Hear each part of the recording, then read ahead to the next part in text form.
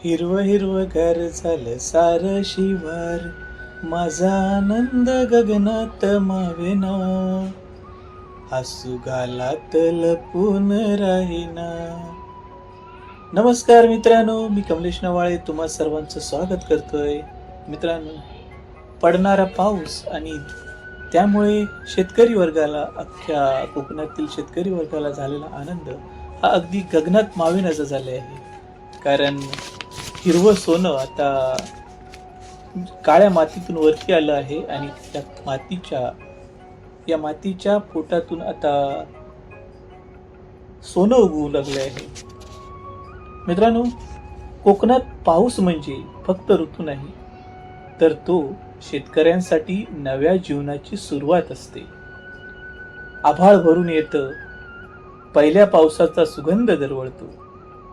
प्रत्येक शेतकऱ्याच्या मनात एकच आशा रुजते, यंदाचं पीक भरघोस यावं.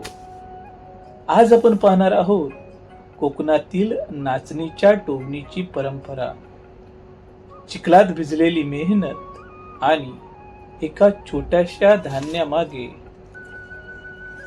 जी मोठी मेहनत आहे तीची कहाणी म्हणजे नाचणी. कोकणातील अनेक कुटुंबांचा पारंपरिक आहार याच नाचणीची भाकरी. कधी कष्टकरी शेतकऱ्यांची ताकद बनते, तर कधी लहान मुलांच्या पोषणाचा आधार.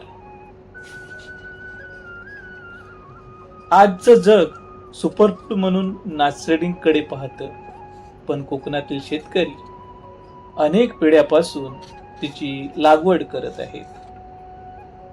नाचणीच्या लागवडीत रोपवाटिका तयार करून नंतर रोपांची टोवणी म्हणजेच लागवड करण्याची पद्धत अनेक भागात प्रचलित आहे. पारंपरिक आवाटणी पद्धतीचे काही ठिकाणी वापर केला जातो. मित्रांनो, ही नाचणी कशा प्रकारे लागवड केली जाते हे आपण व्हिडिओच्या माध्यमातून पाहून घेऊया. पावसाच्या योग्य वेळेनुसार लागवड केल्यास उत्पादनावर सकारात्मक परिणाम होतो, असे कोकणातील कृषी संशोधनात दिसून आले आहे. आज गावात वेगळीच लगबग असते. पहाटेपासून सर्वजण शेतात आलेले असतात. रोपवाटिकेतून नाचणी रोपे काळजीपूर्वक उपटली जातात. एकामागोमाग एक हातात रोपे, आणि ही पाहू शकता नांगरणी करून, हाताने खणून त्याचे वाफे बनवून तीही एक रोंबे काढण्याची पद्धत आपण पाहू शकता. एखादा खांब किंवा कूट घेऊन ते अतिशय सुंदररित्या ही रोंबे काढून यात एका खड्ड्यामध्ये, एका छोट्या खड्ड्यामध्ये ही रोपे लावली जातात. नाचणी, टोमणी, पावसाच्या सरी, चिखल, थंड वारा आणि दिवसभराची मेहनत, यंत्राची मदत कमी आणि हातांची ताकद जास्त. टोमणी म्हणजे केवळ शेती नाही, तो गावाचा उत्सव असतो.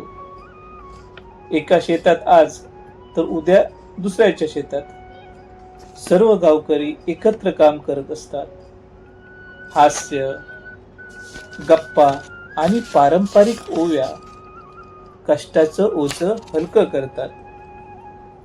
मित्रांनो, ही टोमणी कशा प्रकारे केली जाते याचा प्रत्यय तुम्हाला या व्हिडिओच्या माध्यमातून येईल. अगदी मशागत केली जाते, जमीन खणून त्याचे वाफे बनवले जातात, छोटे छोटे खड्डे काढले जातात, म्हणजेच रोंबे म्हणतात त्याला, ते काढले जातात. काढलेली दाढ, जी रोपवाटिकेतून काढलेली छोटी छोटी झाडं या खड्ड्यामध्ये लावून अशा प्रकारे नाचणीची टोवणी केली जाते. खत मारून वेगवेगळ्या प्रकारची खतं, नैसर्गिक खतं असोत, गांडूळ खतं असोत, वेगवेगळ्या प्रकारची खतं मारून त्यांचे लागवड केली जाते. टोवणीनंतर सुरू होते खरी परीक्षा. तण काढणे, पावसाशी झुंज, किडीपासून संरक्षण सगळं सांभाळत शेतकरी पीक वाढवतात. 3-4 महिन्यांनी हेच हिरवं शेत सोन्यासारखं नाचणीने भरून जातं.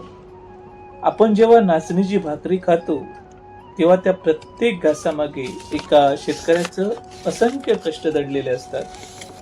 मुसळधार पाऊस, चिखल, दिवसरात्र केलेली मेहनत आणि निसर्गावरचा विश्वास हीच आहे शेतकऱ्याची खरी ओळख. मित्रांनो, अशी ही नाचणी आपण पाहू शकता किती कष्ट घ्यावे लागतात, कष्टाने कामे करावी लागतात. पण हीच नाचणी हा शेतकरी, कोकणातील शेतकरी विकत नाही, तर एकमेकांना देण्याची पद्धत येते आहे. कोणी पाहुणा आला तर त्यांना भेटीच्या स्वरूपात ही नाचणी दिली जाते. खरंच कौतुकास्पद विषय आहे. कारण एखादी पौष्टिक वस्तू, एखादी चांगली वस्तू भेटीच्या स्वरूपात देणं म्हणजे एक भाग्य आहे. कारण या नाचणीच्या मागे दडलेली आहे मेहनत. या नाचणीच्या मागे दडलं आहे शेतकऱ्याच्या कष्टाचा घाम.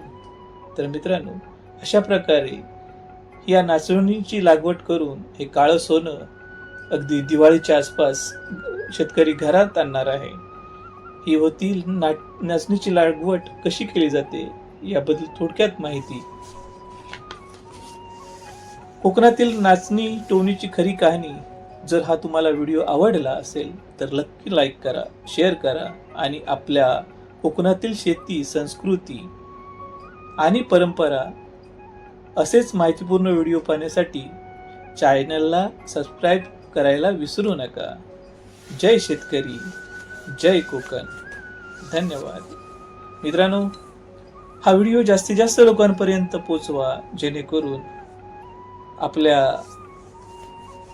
कोकणातील शेतकरी कशा प्रकारे मेहनत करतात, अगदी मेहनतीने कशा प्रकारे जमीन खणतात, वाफे बनवतात याचा प्रत्यय तुम्हाला येईल.